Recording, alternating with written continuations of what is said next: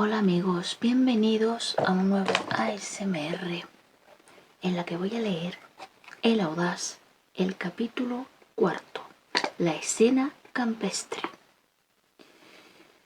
Acepta el brazo del señor don Narciso y no seas tan desabridota, decía por lo bajo a su hija la buena doña señora Bernarda al entrar por la alameda central del Paseo de la Florida. Obedeció de la desventurada en gracia, más convencida por la elocuencia de un disimulado pellizco que su madre le dio en el brazo que por las palabras transcritas. Fiel expresión de aquel espíritu intolerante y autoritario. La comitiva avanzaba y todos estaban alegres, especialmente el citado don Narciso, quien, como vulgarmente se dice, no cabía en su cuerpo de satisfacción. Infeliz, pocas veces contaba en el número de sus glorias la de llevar del brazo a la interesante y hermosa viuda. En el transcurso de su larga aspiración amorosa no había tenido ocasión de contemplar durante medio día bajo los árboles y en silencio y apartado sitio la melancólica y dulce faz de la que él, fanático admirador de la poesía de Cadalso, llamaba su ingrata Filis. Pero la hija de doña Bernarda, digamos esto en honor suyo, no podía ver ni pintado a don Narciso Pluma, a pesar de ser este uno de los jóvenes de más etiqueta que había en su tiempo, pulcro en el vestir, poético en el hablar y en toda persona de muy buen gusto. Su apellido le sentaba perfectamente, y no porque fuese amigo de las letras, sino porque su persona era tan acriforme como su carácter. Toda suavidad, todo refinamiento, toda sutileza. Así como otros tienen la vanidad de su talento, de sus riquezas, Pluma tenía la vanidad de su vestido y blasonaba de usar los más delicados perfumes con la variedad que la moda exigía, de peinarse con un esmero y pompa que recordaba el siglo anterior, fecundo en pródigos capilares, y de usar en sus corbatas y pecheras las más finas blondas de las fábricas nacionales y extranjeras. Pluma era rico y podía consagrar 6 horas de cada día a los cuidados de su tocador, ocupando las restantes en pasear por platerías o por el Prado y en visitar la gente de etiqueta en los principales estrados de la corte. Aquí su influencia y prestigio era grande. Adornaba al bello sexo y era admirado por los hombres como un apóstol de la moda. Pluma hacia que todo debe inclinarse el pico del sombrero, hacia el derecho o hacia el izquierdo. Pluma, ¿debe las puntas de las orejas quedar dentro o fuera de corbatín? Pluma, chupas son de más etiqueta? ¿Qué chupas son de más etiqueta? ¿Las de lista verde o las de lista encarnada? Estas eran las cuestiones que se sometían a la ortodoxia del don Narciso, poniéndole a veces en gran aprieto. Si se trataba de organizar un minueto, las damas decían: eso, Pluma es quien lo entiende. Se trataba de dar un concierto, Pluma diría si se toca la jota o algo de el matrimonio secreto. En el juego de prendas, Pluma era un sombrero, y por esta y otras cualidades el aéreo y sutil petimetre era denominado el Bonaparte de las tertulias. En verdad, doña Engracia, decía avanzando, como hemos dicho, por la alameda central de la Florida, ya no sé qué pensar de tantas esquiveces. Oh, no hay hombre más desgraciado. Mi corazón es demasiado sensible para resistir a tantos rigores. Anoche no hubo desaire que no me hiciera usted en casa de Porreño. Sí, pues no lo había reparado, dijo la viuda, abanicándose con precipitación. Es imposible, continuó el amartelado Petimetre, que no haya alguno que me dispute ese corazón, para mí de Roca y para otro de Alcorza. ¿Es cierta mi sospecha? Podrá ser, contestó la dama con evidente hastío y mirando las copas de los árboles, que encontraba sin duda más bellas que el rostro de su galán. Y ese pago tiene mis desvelos, mis lágrimas, el constante y religioso amor que... Pluma, por Dios, señor de Pluma, exclamó doña Bernarda, que detrás y a poca distancia venía. Hágame usted el favor de darme el brazo, que no puedo dar un paso más. Este diablo de zapatero. Oh, Dios me perdone la mala palabra, pero estos zapateros... Diciendo esto, tomó el brazo del enamorado mancebo, que renegó de verse en la precisión de remolcar la mole de doña Bernarda, cuyo andar, molesto y perezoso de suyo, se había agravado aquel día por una torpeza del maestro de obra prima. De seguro no hubiera elegido este zapatero, si usted no me lo recomendara como el mejor de Madrid, dijo con avinagrado semblante la dama. Yo, señora, y la verdad es que tiene fama, ¿quién puede negarlo?, para ser calzado de gusto. ¿Le parece a usted que es de gusto el que yo tengo ahora? Virgen del Tremedal, exclamó sudando el quilo y echando todo el cuerpo sobre el brazo izquierdo del joven. Ha sido mucha ocurrencia la de estas niñas, lo que estas criaturas no inventan. Traerme a mí a estas fiestas de campo. Ya están allí Susana y Pepita, dijo Engracia, impaciente porque había visto a sus amigas al extremo del paseo. ¿Ya quieres echar a correr? Tal criatura, y yo que no puedo dar un paso. Por Dios, Pluma, no ande usted tan aprisa. En el mismo momento Engracia desasió su brazo del señor don Narciso y se dirigió con paso muy ligero al encuentro de sus amigas, que se habían anticipado un poco y llevaban en su compañía a doña Bernarda, que necesitara ser arrastrada. Y no llevaban en su compañía a una doña Bernarda que necesitaba ser arrastrada. ¿Ve usted qué retozona?, dijo ésta con mal humor. Oh, no se la puede contener. Pluma miró al cielo. Tenía el corazón lacerado por aquella violenta emancipación de la arisca y linda viuda. Resignóse con su cruel destino y continuó tirando de doña Bernarda, que parecía haberse convertido en plomo. Don Lino nos prometió venir, dijo Salomé Porreño, joven celebrada por su belleza, si bien convenían muchos en que no despertaba a su vista ningún sentimiento afectuoso. Sí, añadió Susana, y ha prometido traer a 2 caballeros que dicen vienen del extranjero. ¿Cuánta cosa tendrá que contar?, dijo Engracia, sin duda por disimular cierta turbacioncilla que de nadie fue reparada.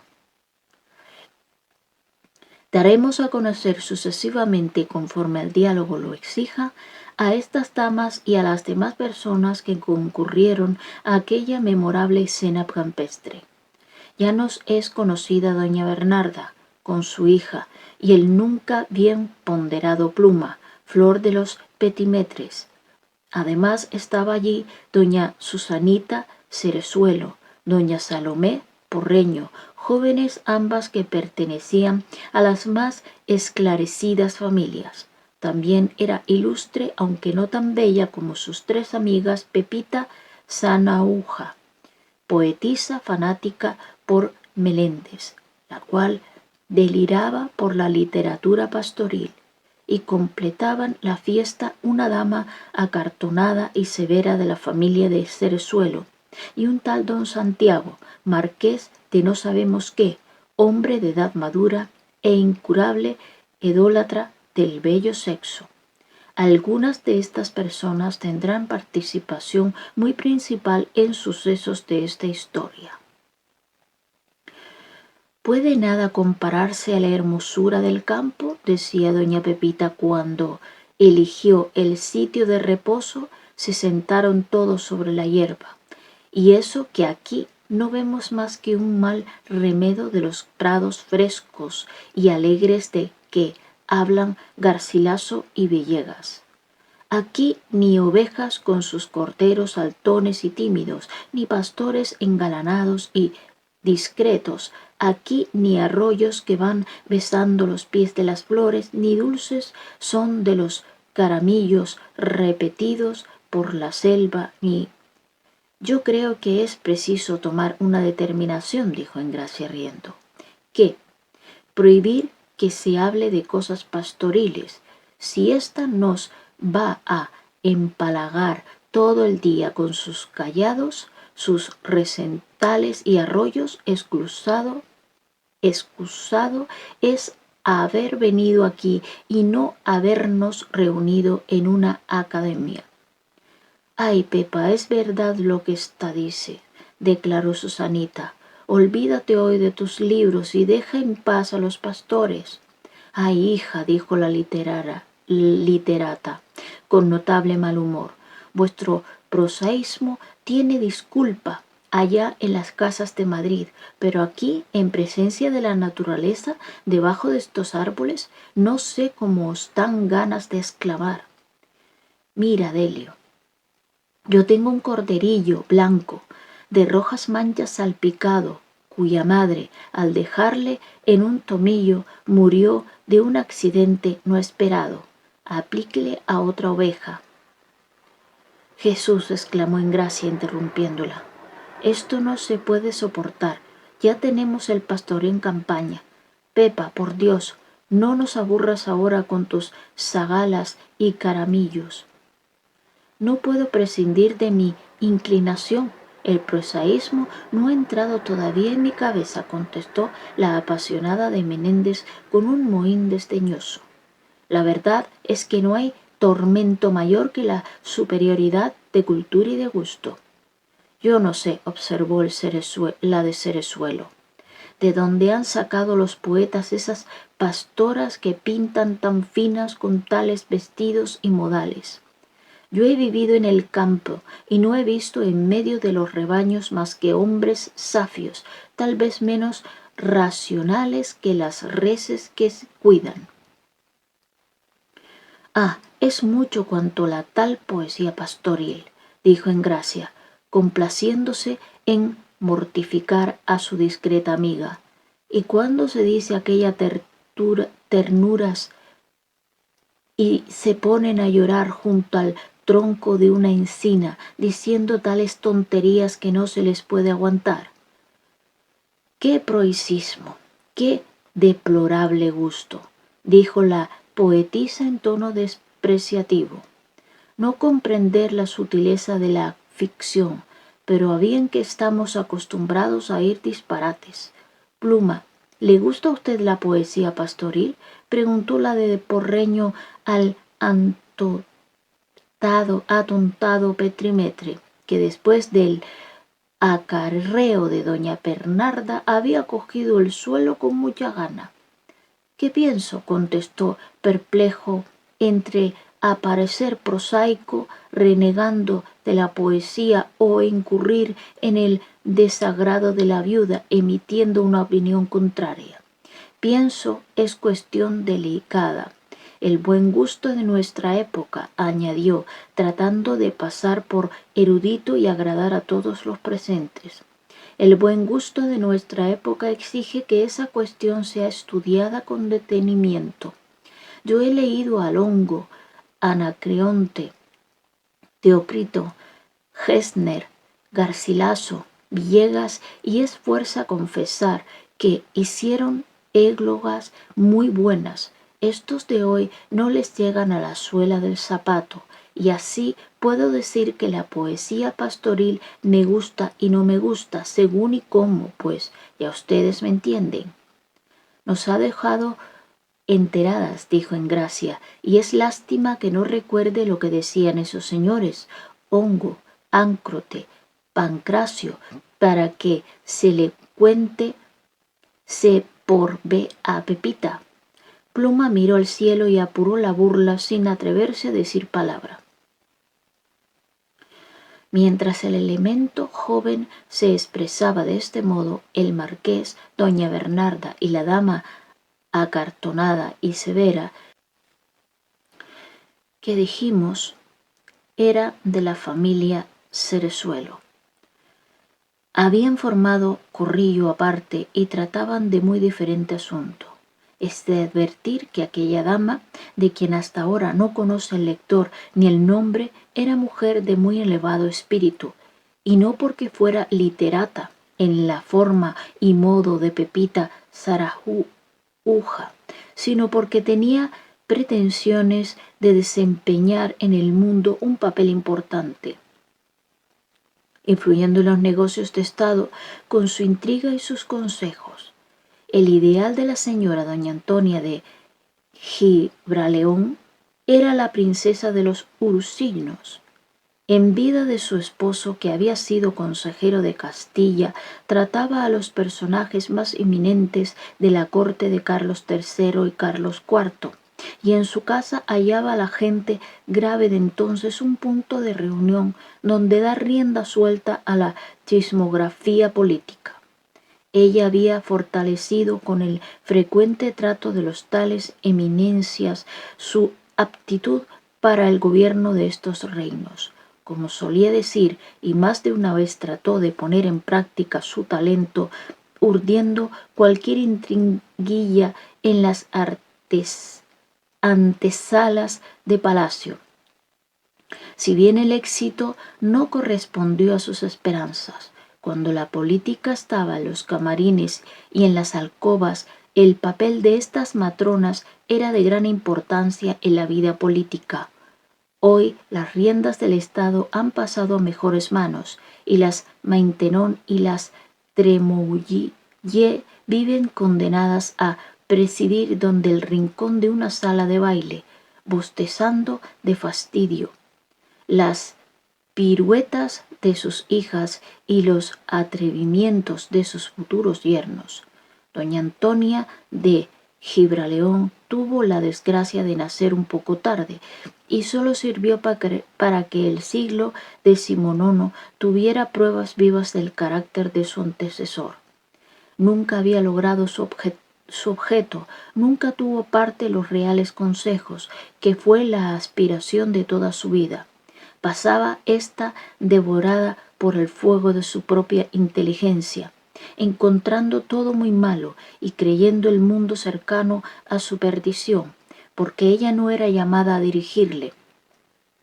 Su vanidad era inmensa, y siempre que refería cosas pasadas tenía en la boca estas o parecidas frases.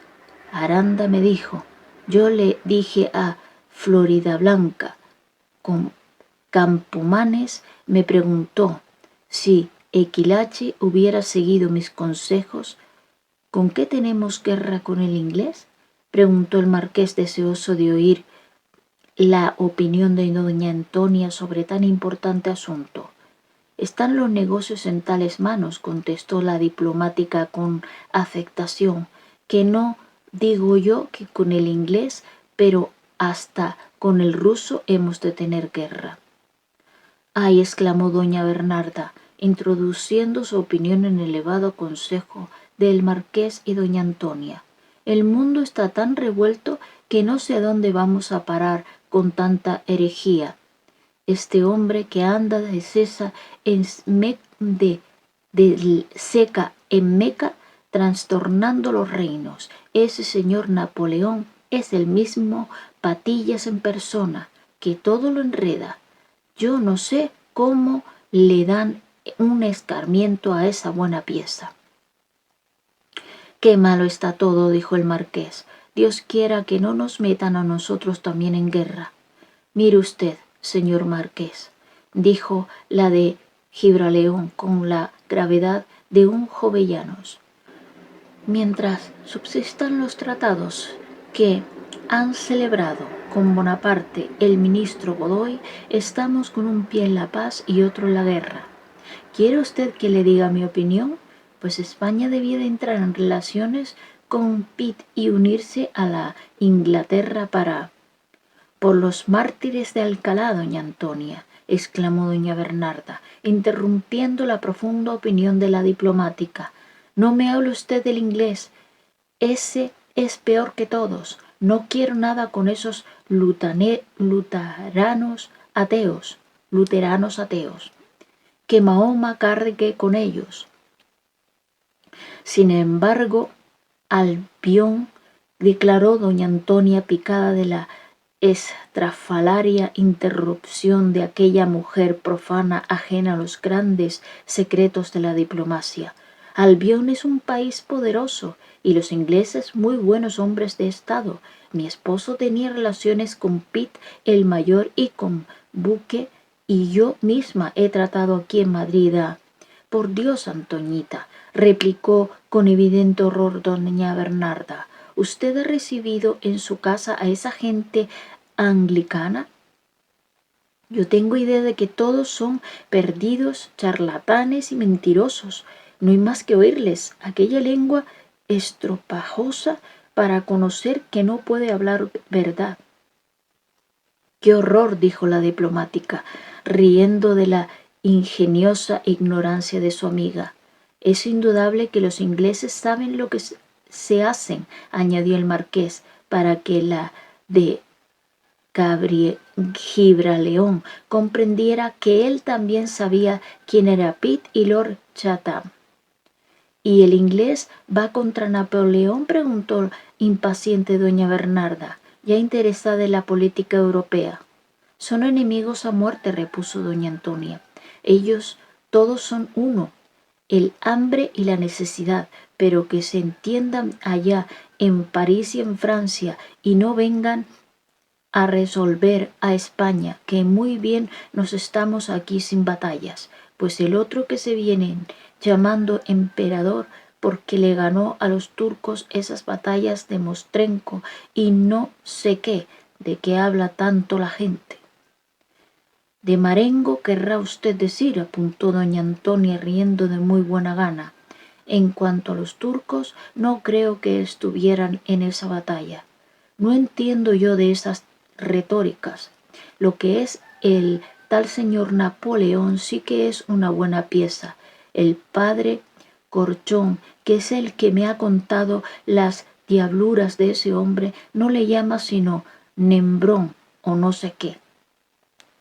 Nembrot será, indicó doña Antonia, que tenía cierta complacencia benévola en corregir las patochadas de su amiga.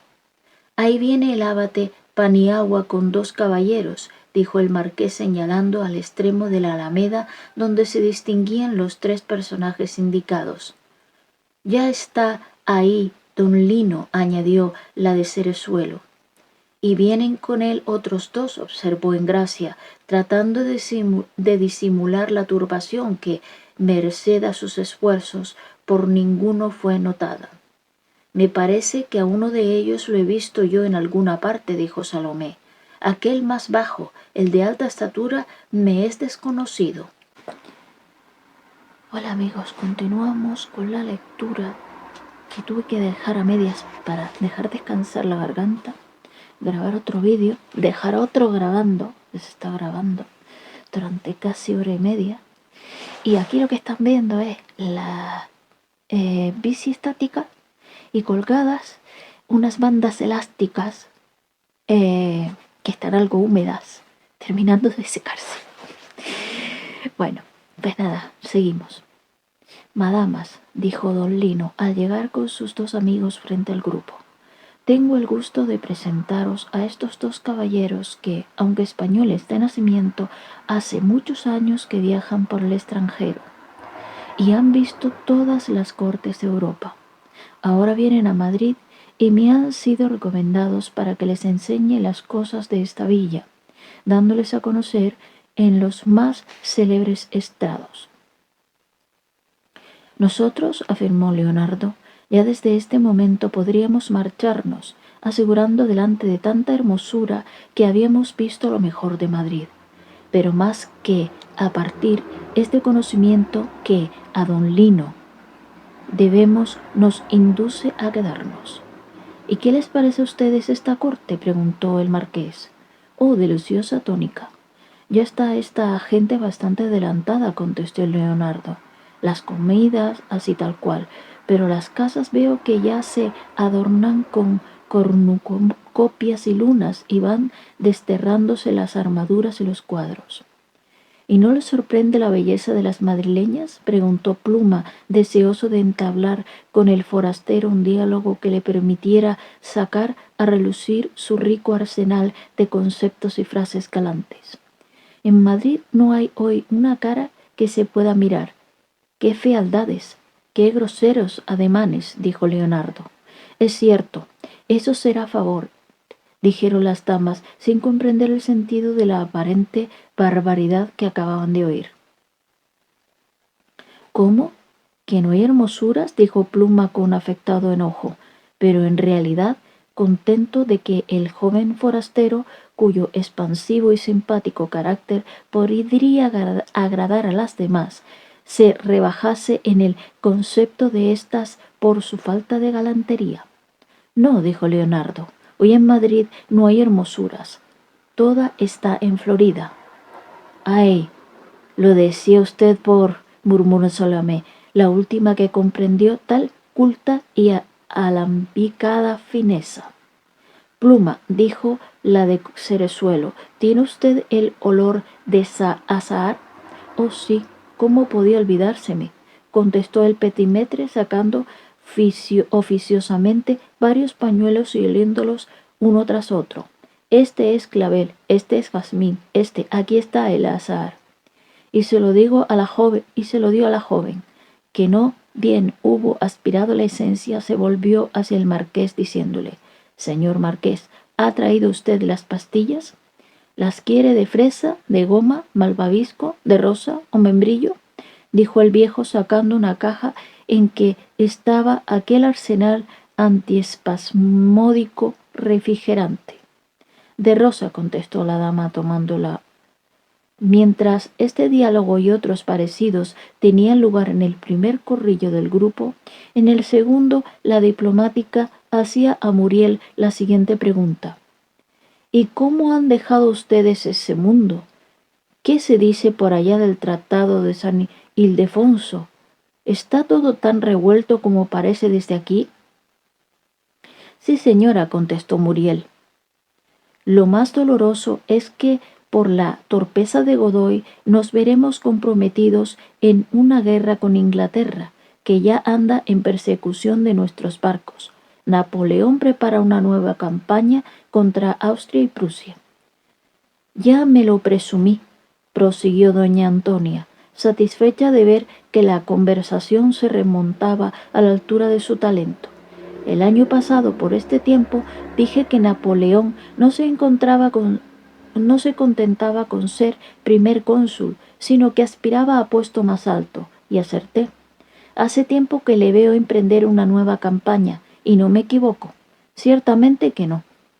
Oiga usted, caballerito, dijo doña Bernarda, haciendo temblar a la diplomática, que se preparó a oír una atrocidad. ¿Asistió usted por desgracia a la coronación de Napoleón? No, señora, Napoleón no se ha coronado todavía, ni se coronará hasta que vaya el Papa a París. Pues me habían contado de una ceremonia muy extravagante que hicieron cuando se convirtió en emperador. Dicen que como ha llegado a conseguir la corona por artes del demonio, celebró una función para el caso en una iglesia de París, después de haber matado a todos los sacerdotes y quemado todos los santos. Napoleón se puso un manto hecho con pieles y la corona de un metal negro o no sé de qué color.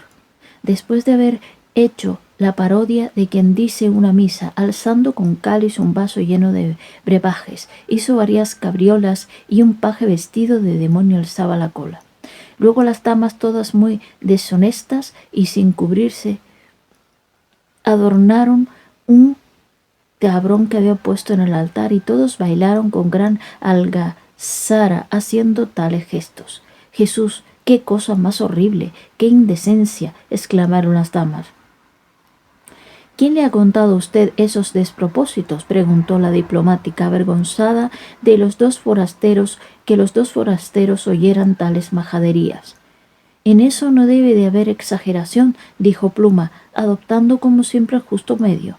El padre Corchón me lo ha contado y él lo debe de saber porque es persona de mucha lectura, contestó doña Bernarda.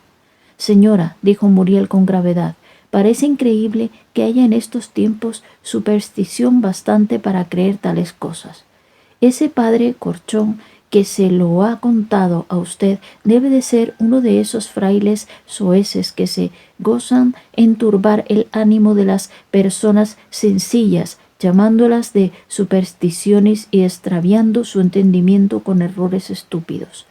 Pues se equivoca usted grandemente, señor extranjero, o lo que sea, replicó con mucho enojo doña Bernarda. El padre Pedro Regalado Corchón no es ningún fraile de misa de 11, sino un padrazo que sabe más que los de Atocha. Pluma, en gracia, ¿no habéis oído las pestes que ha dicho este señor del venerable Corchón? ¿Cuándo se ha visto mayor atrevimiento? Llamar bestial a semejante hombre, a un santo, a un sabio, que tiene ya escritos 14 libros que pesan cada uno 2 arrobas, sobre la devoción del señor don San José. Pero Pluma, añadió más acalorada, ¿no sale usted en su defensa, a fe de que si el ofendido estuviera aquí no se dejaría maltratar? La verdad es, dijo Pluma tímidamente, que el padre Corchón es un hombre eminente, es una lumbrera de santo oficio a quien pertenece. Ah, ¿es inquisidor?, añadió Martín. Perdonen ustedes si me ocupo de una persona a quien no conozco, pero esta señora ha atribuido a ese venerable la invención de una ceremonia que nos ha referido, y eso con la circunstancia de ser inquisidor me confirma en el juicio que he formado. Concluya la cuestión, dijo la diplomática, a quien no desagradaba el brusco desenfado de Muriel. Sí, inventó la ceremonia diabólica que usted nos ha contado, amiga mía. Esos 14 tomos sobre San José no serán ninguna maravilla. La verdad es que esos señores suelen enseñarnos unas cosas. Pero Antoñita, dijo la madre de Engracia, ¿también usted está contaminada de herejía? No he dicho sino que esos señores suelen enseñarnos cosas muy malas. Y ha dicho muy bien, contestó Muriel, saliendo en la defensa de la diplomática, como ésta había salido antes en defensa de él. Ha dicho usted la verdad. Ha dicho la verdad, porque la plaga enorme de clérigos y frailes que tenemos aquí, para desdicha y pobreza nuestra, no sirven para otra cosa que para divulgar los más dignos errores y envilecer al pueblo en la superstición. Turba de holgazanes devoran la principal riqueza de la nación sin producirle beneficio alguno. No digo que no haya excepciones y que algunos entre ellos no sean modestos y sabios, pero en general son soberbios, ignorantes, lascivos, pérfidos y glotones. La religión en ellos no es más que una mercancía y Dios un pretexto para dominar al mundo. Pronunciadas estas palabras, un solemne silencio reinó en aquella pequeña asamblea dominada por el estupor. La primera que rompió aquel silencio fue doña Bernarda, que mirando a todos azorada y confusa para leer en los semblantes el efecto producido por tan heréticas y extranjeras palabras, dijo: «Pero señor, Dios mío, ¿se ha escapado este hombre de alguna casa de orates?» Pluma, ¿qué dice usted? Señor Marqués, bendito Dios, qué horror. Antoñita, ¿ha oído usted? Yo estoy temblando todavía. Dios nos ha castigado por haber venido a divertirnos en vez de estar haciendo penitencia. En gracia, ¿no te dijo que este día no podía acabar en bien? Estoy sofocada. Si no fuera por este maldito zapato, ahora mismo me iba a rezar a la ermita de San Antonio. No se asusten ustedes, decía don Lino por lo bajo a las muchachas. Este señor es algo extravagante. Habla mal de los frailes. No lo puede remediar. ¿Qué le hemos de hacer? Su compañero de usted es hombre atroz, dijo Pluma a Leonardo, con objeto de interrumpir la conversación que éste había entablado con la hermosa viuda. La verdad es que esta conversación sobre emperadores y sobre frailes no es propia de un día de campo, dijo Salomé, la literaria doña Pepita, cuando el espectáculo de la naturaleza y la belleza de los árboles convida a los entretenimientos poéticos y a recordar los bellos pasajes de los grandes escritores. Nada más desagradable que escuchar a este hombre sombrío y brusco. Repara con qué atención la escucha Susana, dijo Salomé por lo bajo. Parece que tiene gusto en oír tales desatinos. Ya sabes que a Susana le gusta todo lo raro, contestó la idólatra de Menéndez. Pero, qué sosa está la reunión. Tengo unas ganas de saltar sobre la hierba. No sé yo para qué han traído la guitarra y las castañuelas. ¿Y va usted a estar mucho por Madrid?, preguntó a Muriel la diplomática, deseando mudar de conversación para que se calmaran los agitados nervios de doña Bernarda. Tal vez esté mucho tiempo. Aquí la vida es muy agradable y los jóvenes que gustan de divertirse encuentran a cada paso 1000 ocasiones para ello, dijo el marqués. Es cierto, contestó Muriel, cuando ustedes gozan bien de esta sociedad, dijo la de Gibraleón, encontrará 1000 atractivos. Ojalá, pero es lo cierto que cuanto más la conozco, menos me gusta. ¿Qué? ¿No le gusta a usted Madrid?, preguntó con viveza Susana, que estaba más cerca del corrillo que de la gente grave. No, señora, repuso Martín, no me gusta nada. La corrupción y el escándalo no pueden nunca serme agradables. El escándalo de la corte me avergüenza como español y como hombre. La degradación de la gente oficial, la venalidad de la magistratura son cosas que repugnan a toda persona honrada. Superstición, frivolidad, ignorancia, holgazanería, mengua, esto y nada más es lo que veo aquí.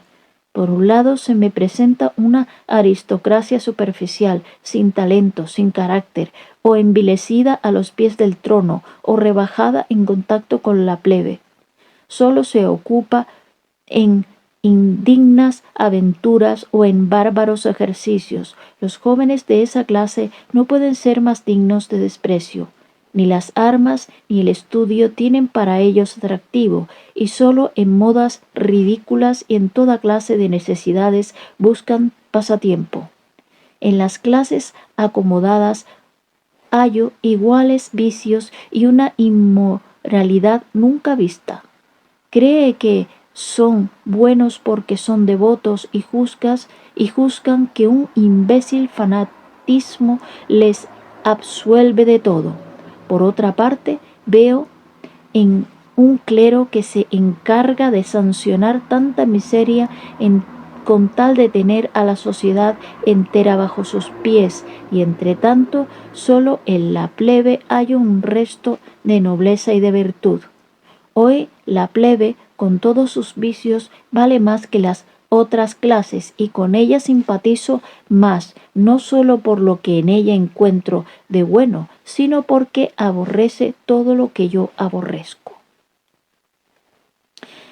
A estas palabras siguió igual silencio que a la inventiva contra los frailes. La Gibraleón no se atrevía ni a contradecir ni a aprobar aquella violenta y sacudida opinión.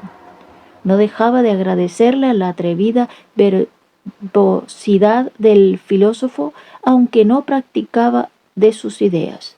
Creyó que lo más propio en aquella ocasión no era contradecirle ni apoyarle, sino demostrar que ella también tenía talento, para lo cual estaba pensando una contestación y reconcentraba sus grandes ideas diplomáticas. Pluma, pero Pluma, exclamó doña Bernarda muy afligida. ¿No oye usted lo que dice este caballero? ¿No le contesta a usted que tiene tanta chispa y sabe decir tan buenas cosas cuando vienen al caso? Pluma, ¿para cuándo quiere usted ese pico de oro? Pero el buen Pluma no se cuidaba ni de su pregunta suegra ni de las herejías de Martín. Tenía fijos los 5 sentidos en la conversación de Leonardo, que sostenía con engracia, sin que ésta mostrara la arisca repulsión que el petimetre lloraba sin consuelo desde mucho tiempo. Susana prestaba atención a las palabras de Muriel, sin duda porque encontraba en ellas el atractivo de la novedad. ¿Quieres pastillas de goma o de tamarindo?, le dijo el marqués presentándole la caja. No quiero nada, contestó bruscamente la dama. Conviene que el lector conozca algunos pormenores del carácter de esta interesante joven, que ha de encontrar repetidas veces en el largo camino de esta historia. La hija única del conde de Cerezuelo era una hermosura majestuosa y, si no fuera impropiedad, diríamos varonil. Su airoso y arrogante ademán recordaba a las heroínas de la antigüedad, por cuyas venas corría mezclada la sangre humana con la de los dioses. En su rostro había cierta expresión provocativa, como si la superioridad de su belleza insultara. Conviene que el lector conozca algunos pormenores del carácter de esta interesante joven, con el que ha de encontrar repetidas veces en el largo camino de esta historia. La hija única del conde de Cerezuelo era una hermosura majestuosa, y si no fuera impropiedad diríamos varonil. Su airoso y arrogante ademán recordaba las heroicas de la antigüedad, por cuyas venas corría mezclada la sangre humana con la de los dioses. En su rostro había cierta expresión provocativa, como si la superioridad de su belleza insultara perpetuamente a la vulgar y prosaica muchedumbre. Y esta belleza era más severa que graciosa, pertenecía más al dominio de la estatuaria que al de la pintura. De su madre, que era una dama valenciana de perfecta hermosura, había heredado el suave tinte oriental del rostro y la melancolía o melancólica expresión propia de la raza en la que consta del Mediterráneo, perpetua el tipo de la familia arábica. Pero en general la joven a quien retratamos llevaba impreso en su frente el sello de la hermosura clásica. En su rostro se pintaba fielmente la fase principal de su carácter, que era el orgullo. Sus ojos, al mirar, parecían conceder especial favor. La melancólica expresión propia de la raza que en la costa del Mediterráneo perpetua el tipo de la familia arábica. Pero en general la joven a quien retratamos llevaba impreso en su frente el sello de la hermosura clásica. En su rostro se pintaba fielmente la fase principal de su carácter, que era el orgullo. Sus ojos, al mirar, parecían conceder especial favor, y el aliento que dilataba alternativamente las ventanas de su correcta nariz, el desdén y la soberbia, lo único que allí había. El efecto causado en general por su presencia era grave, y más bien infundió admiración que agrado. Ninguna pasión inspiró que estuviera exenta de temor. Y los idólatras de aquella insolente hermosura, los que habían explorado su corazón, experimentaban hacia ella un sentimiento que no podemos expresar mientras no hay una palabra en que se reúnan y confundan las dos ideas de amar y aborrecer. Cautivaba especialmente a cuantos la veían por su elegante y esbelto cuerpo, cuyas actitudes sin ninguna afección ni artificio de su parte, sino que el instinto que acompaña a la elegancia ingénita. Siempre se determinaban en artísticas y armoniosas líneas. Lo fundamental en el carácter de Susana era el orgullo de raza y de mujer, que a nada se doblegaba. Acusábanla muchos de ser insensible a toda ternura, y hacía notar en ella una circunstancia espantosa, que, de ser cierta, daría muy mala idea de su alma. Decía que ofrecía la singularidad inconcebible de no amar ni a los niños, no hacía efecto en ella las preocupaciones, ni tenía un despejo y una claridad de inteligencia que eran cosas raras en la época de la falta de ideas. Nadie le imponía su yugo. No se dejaba dominar por el amor, ni por la religión, y amaba la independencia fiscal y moral, sin que por esto hubiera mancha alguna en su honor, ni en su conciencia, porque el orgullo era en ella tan fuerte que hacía las veces de virtud. La hija única, disipaba una gran parte de la fortuna de su padre, y vivía rara vez en Alcalá, donde se aburría, y casi siempre en Madrid, en casa de su tía. Frecuentaba las más célebres tertulias y, rodeada por una corte de petimetres, se aventuraba de noche en los laberintos de maravillas. ¿Por qué le causaban particular agrado las fiestas y costumbres del pueblo? Vivía en medio de la frivolidad general, festejada por insulsos galanes entre la gente afeminada o ridícula que componía aquella sociedad no impelida hacia nada noble y alto por ninguna gran idea. Tal era la hija del conde de Cerezuelo. Pluma, ¿cotorrea usted en Gracia? ¿Qué hace usted ahí, hecho un niño de Limbo?, decía doña Bernarda al desesperado. ¿No ve usted cómo charla con ella el hombre ese que ha venido con este herejote? Y la muy pícara está cuajada y oyéndole. Esto no se puede sufrir. Pero Pluma, ¿qué hace usted? Vaya, vaya. Buena gente nos ha traído aquí el bueno de don Lino. Mientras eso decía doña Bernarda, la literaria, que no había podido resistir mucho tiempo la tentación de hacer algún idilio, corría entre las matas jugando al escondite con don Lino y con la de Porreño. Había tejido con varias flores una corona que puso en las sienes del complaciente abate, dándole el pastoril nombre de Dalmiro, y diciéndole con afectada entonación un mover de ojos muy teatral: ¿Cómo, Dalmiro, tanto has retardado tu vuelta a la majada, que aguardándote estoy desesperado? Sin dueño los de tus terneros por las vegas y oteros descarriados braman. Y el pobre Paniagua, hecho un Juan Lanas, riendo como un simple y declamando con movimientos coreográficos, le contesta: «Ay, Coridón amigo, si tuvieras lo que yo he visto, mas te detuvieras acaso tu redil abandonado, trocaras el callado por cinceles sonoros». Esta escena grotesca hacía reír a los que desde alguna distancia la contemplaban. El abate, coronado de flores, con su traje negro, su rara figura y su risa convulsiva, que le producían la agitación del baile y lo necio del papel que cataba representando, parecía un verdadero payaso. La literaria no reía, sino que por el contrario tomaba muy por en serio su papel de pastora. Había en ella una especie de iluminismo, y su imaginación tenía poder bastante para dar realidad a aquella farsa empalagosa.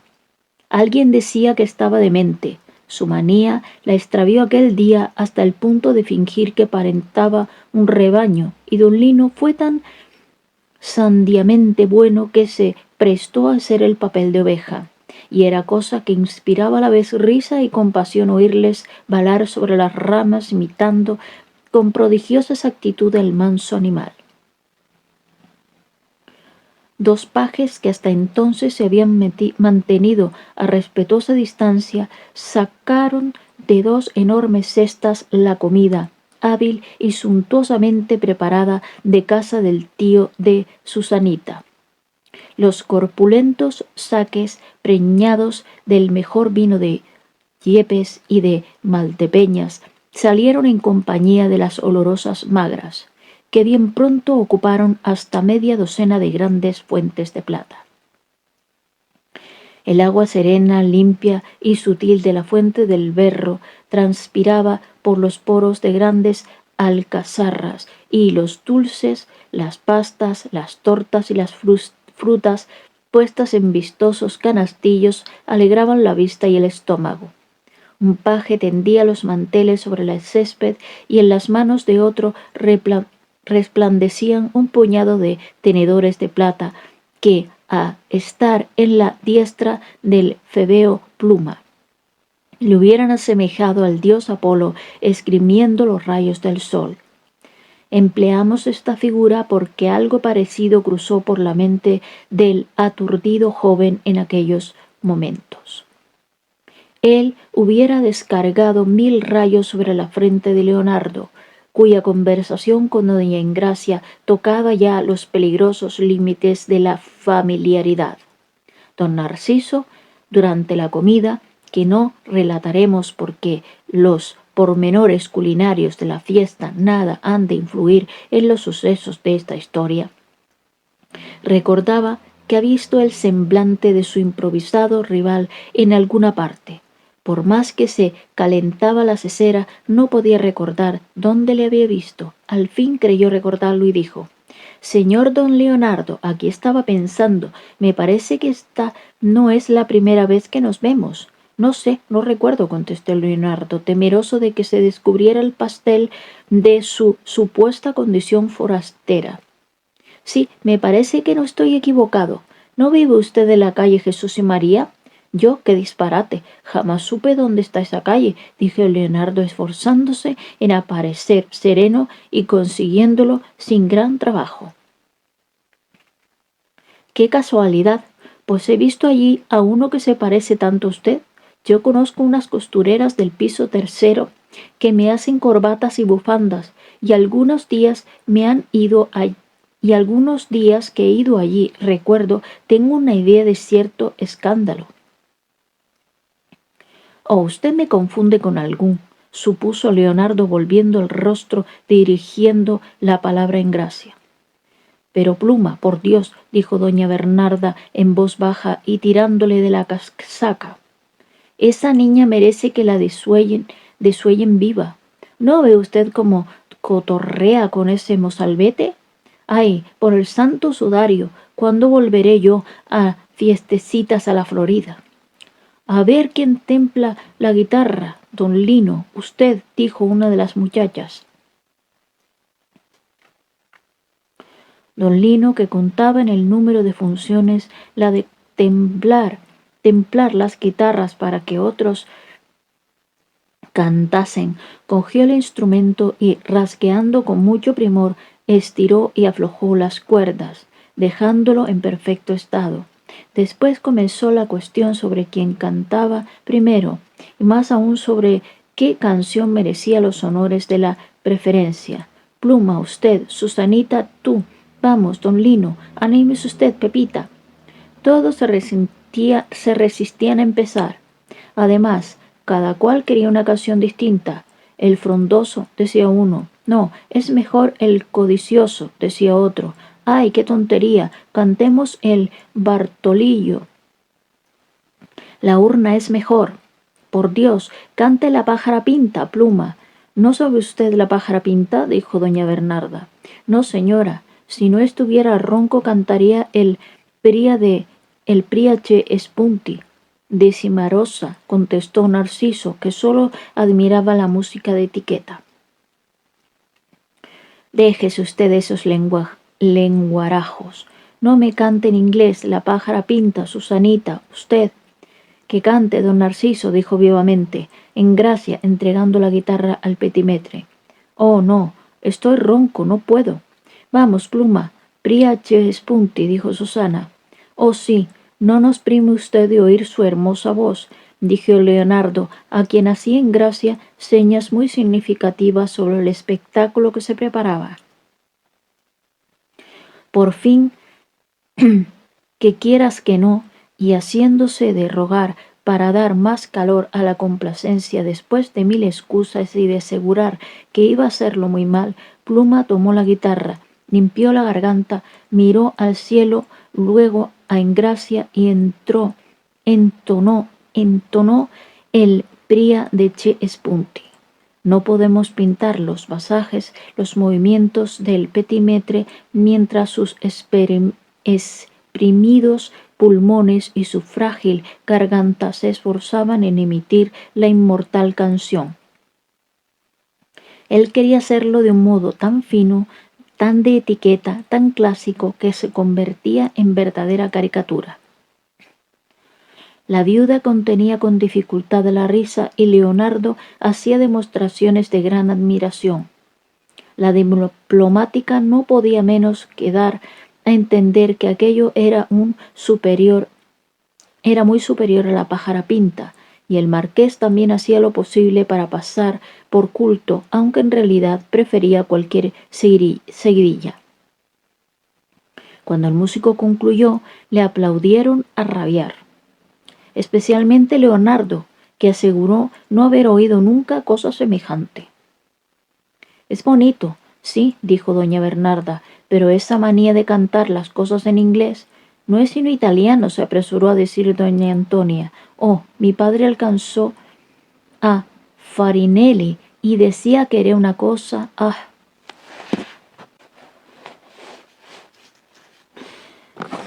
Después de un pequeño descanso, Salomé cantó unas seguidillas después de mucho ruego, y la de Sarauja, sin que se le dijeran dos veces, cantó una larga y soporífera tonada pastoril, que no gustó más que el abate, el único que no podía permitir estar descontento.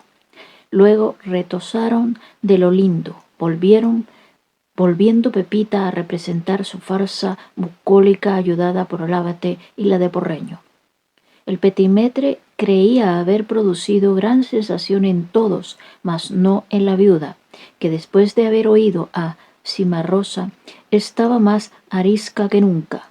Pluma, desesperado, al fin se decidió a ser infiel después de meditarlo mucho, y fue derecho a Susanita, para tomarla por pareja en el momento que se iba a bailar, pero ésta lo rechazó sin cumplimiento alguno, prefiriendo Muriel, que en el mismo instante le invitaba. Corrido y confuso, Pluma no tuvo más remedio que bailar cielos con la literaria, que no cesaba de llamarle Dalmiro, Silvano, Liceno, Corindon. ¿Quién es ese hombre ridículo?, preguntaba Martín a su hermosa pareja. Es uno de los primeros galanes de la corte, un joven del mejor gusto, contestó Susana. ¿Y en qué se ocupa? ¿En qué se ocupa? Es rara pregunta. En nada. Pues ¿qué? ¿Las personas de etiqueta necesitan ocuparse en algo? No sé quién tiene para mí los jóvenes de esta clase, dijo Martín, tratando de atenuar con una sonrisa la gravedad de lo que iba a decir. Es tanto lo que les odio que les daría de bofetadas de buena gana y por el más ligero motivo. Les aplastaría como si aplastara no a las culebras dañinas y venenosas, sino a los sapos y los gusanos que no hacen mal alguno.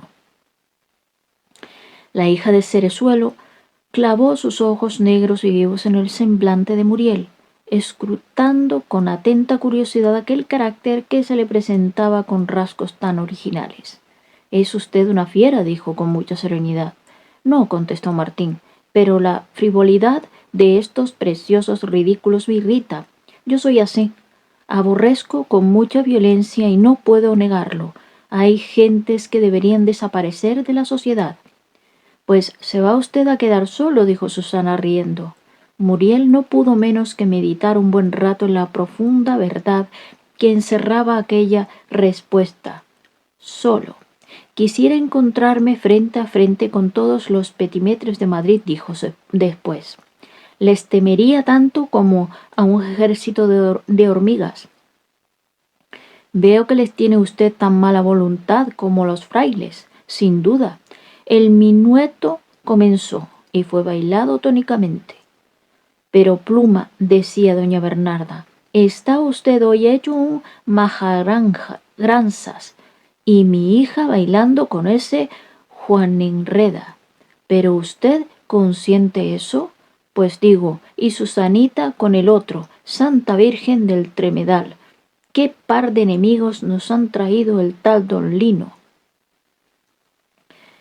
¿Quiere pastillas de rosa o fresa?, preguntó el marqués al Lazarezuelo, presentándole la cajita. No quiero sino de limón, repuso Susana. De limón no he traído, mi hija. Mira qué casualidad.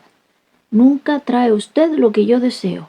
No puede fiarme de usted para nada. No puedo fiarme de usted para nada, señor marqués, contestó con mal humor la dama. Ya la conversación de Leonardo con Engracia llamaba la atención de todos. Discurrían por las alamedas inmediatas, aparentando tomar parte en el inocente juego de Pepita, que hacía becerrear al abate, obligándole a desempeñar el papel de ternera. Pluma cogía el cielo con las manos y acudía a Susana, pero ésta gustaba más de la conversación de Martín, cuya feroz antipatía a los petimetres y a los frailes no les causaba mucho horror. Muriel, paseando con ella a alguna distancia del marqués, de doña Bernarda y de la diplomática, que habían entablado de nuevo su debate sobre Napoleón, consideraban las vicisitudes humanas y los singulares cambios que se ven en la vida. Aquella dama, que tranquilamente iba a su lado, era hija de una de las personas a quien él más aborrecía, perpetuo enemigo y verdugo del desdichado mártir que expiró en la cárcel de Granada. Ella era el orgullo mismo. Aceptaba el brazo de un desconocido, cuyo nombre era infame para la familia y tal vez les juzgaba persona de categoría. Muriel vio en la coincidencia algo de irrisorio y se burlaba interiormente de tan extraño capricho del destino, que se complacía en juntar por los lazos de la galantería y merced a un engaño lo que en la sociedad no podía juzgarse nunca, el amo y el siervo. El verdugo y la víctima, al mismo tiempo, orgulloso de semejante escena, sentía aplazado o atenuado su rencor a la familia Cerezuelo, y en el error de la dama, que conversaba con él como si fuera su igual, creía ver algo parecido a una humillación por parte de ella o a una venganza por su parte. Qué broma de la suerte había en aquel minueto bailando alegremente en un jardín por los dos jóvenes. La impresión que la belleza de Susana le produjo más fue de sorpresa que de efecto. Contempló en silencio y con curiosidad a la persona cuyo carácter tenía tan mala idea, y mientras más la veía, más deseaba tratarla. Por lo poco que la había oído hablar, más bien le parecía tonta que soberbia, y creía que su orgullo tan descantado fuera realmente terrible. Paseando con ella fue cuando se fijó mejor en su rara y majestuosa belleza, y por más que se diga, por más que él después haya contado que la presencia de la joven no le produjo efecto alguno, no es posible creerlo. Aún podría asegurarse que Muriel sintió, si no amor, una especie de presentimiento de un futuro afecto. Presentimiento que el amor, como todas las desgracias, envía siempre por delante. Pero esto fue muy vago. Él no podía nunca sentir un verdadero cariño hacia ningún individuo de aquella familia. La belleza de Susana podía inducirle a perdonar, pero no a transigir. Como él no arredraba por nada y sabía arrostrar impasible lo mismo la indiferencia que el odio de las gentes, resolvió descubrirse a ella más por curiosidad que por el deseo de humillarla. Quería saber cómo soportaría su orgullo la idea de haber hablado con el hijo de Pablo Muriel, muerto en la cárcel de Granada. La ocasión para descubrirse, se la presentó a ella misma cuando, un poco alejados en su paseo de los otros grupos, le preguntó: ¿Y se detiene usted en Madrid para algún negocio? ¿Se va usted a estar mucho tiempo? Sí, traigo un asunto que arreglar. Ya otra vez estuve con una pretensión parecida y nada logré. Ay, ya comprendo. ¿Pretende usted en palacio? No, pretendo ningún destino. Solo aspiro a que se me pague una deuda. Ay, es un buen asunto si se consigue. A mi padre le debía cierta persona de aquí una gruesa cantidad. Mi padre murió y vengo a cobrarla. Pues eso no será difícil. Sí, señora, es difícil. Necesito recomendaciones y amistades. Tal pues pueda yo recomendarle, dijo Susana con algún interés. ¿Quién es la persona? El conde de Cerezuelo. Mi padre, exclamó la dama parándose y fijando en Martín sus atónitos ojos. Ay, ¿es que es usted su hija? Dijo Martín afectando sorpresa y separándose un poco de Susana. Sí, dijo con severidad la joven. ¿Y usted quién es? Yo soy, contestó Martín, fijándose humilde, hijo de aquel que fue encerrado en la cárcel de Granada por la maldad y la envidia de amigos oficiosos de la persona a quien servía. Oh, nosotros hemos padecido mucho. Usted es hijo de Muriel, exclamó Susana apartándose de Martín con cierta expresión que a éste le pareció de horror. Sí, yo soy. Cuando mi padre estaba preso, en vano pedí al Señor a quien servíamos que fuera indulgente y bondadoso con quien no merecía ser igualado a los grandes criminales. Nada conseguí. Hemos sido tratados con mucha dureza, señora. Ustedes han sido tan crueles con mi familia que hasta me preocupa la suerte de mi pobre hermanito, en poder hoy de los que tanto nos han perseguido. Usted no puede haber aprobado lo que han hecho con nosotros. Sea que Muriel se dejara llevar por su apasionada condición, sea que tuviera de repente el propósito de aterrar a Susana, lo cierto es que se expresaba en un tono de represión tal que puso a la joven en el último punto de su indomable soberbia. Entre árida y atónita, no supo en los primeros momentos qué contestar, mas respuesta bien pronto dijo. Pero qué farsa es esa. ¿Cómo había yo de figurarme que era usted un... Dígalo, usted todo, añadió Martín pidiendo su calma. Ya sabía yo que tenía usted el arte de embaucar a las gentes. En casa se sabía que el hijo era digno de su padre.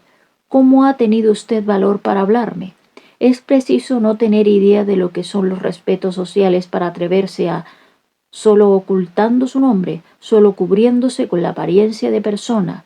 Oh, esto es repugnante. ¿Usted me conocía? Sí, contestó Muriel, complaciéndose en humillar todo lo posible a la hija de Cerezuelo. Y si viera cuánto he disfrutado viéndola a usted a mi lado, hablando familiarmente conmigo y sobre todo cuando bailamos. La entereza característica de Susana no pudo menos de vacilar un poco ante la insolencia de Martín. Acostumbrada al dominio moral, se turbó ante un orgullo mayor que el suyo. ¿No es verdad, continuó Martín con sarcasmo, no es verdad que se ven cosas muy raras en el mundo? Susana se irritó, mas con aquella burla, y lanzó al joven una mirada de desprecio que hubiera aturdido a otro menos sereno. Haga usted el favor de retirarse, dijo con cólera y grave y solemne, como la cólera de los reyes de las leyendas. Es terrible que una dama se vea insultada de este modo por un hombre irrespetuoso que así olvida su clase y se burla de las personas a quienes debe el pan que ha comido. ¿Burlarme? No, dijo Muriel, yo no me burlo de esas personas, las detesto o las desprecio. Su padre de usted falsificaba documentos y hacía desaparecer fondos ajenos, pero no insultaba a las personas de que dependía. Usted reúne a los crímenes de su padre la desvergüenza y la arrogancia. Felizmente No necesitamos los servicios de ningún Muriel y puede usted buscar otros amos a quien engañar e insultar al mismo tiempo. Ah, víbora, gritó Martín con furor y ademán de amenaza. Yo juro que me habéis de pagar tú y tu padre, raza de Caínes. Y diciendo esto volvió la espalda y se marchó muy aprisa, tomando el camino que conducía fuera del jardín, mientras Susanita se dirigía a sus amigas y pedía a Marqués, para calmar su agitación, una pastilla de goma, y a Pluma el olor de azahar. Bueno, amigos, terminamos este largo capítulo porque la verdad es que de esta novela cada capítulo son larguísimos y he tenido que hacerlo por partes. Del capítulo 4 del Audaz de Benito Pérez Galdós en la página wikisource.org. Capítulo 4, la escena campestre. Bueno, muchas gracias por estar ahí. Muchos besitos, cuídense mucho, espero que les ayude y hasta un próximo vídeo.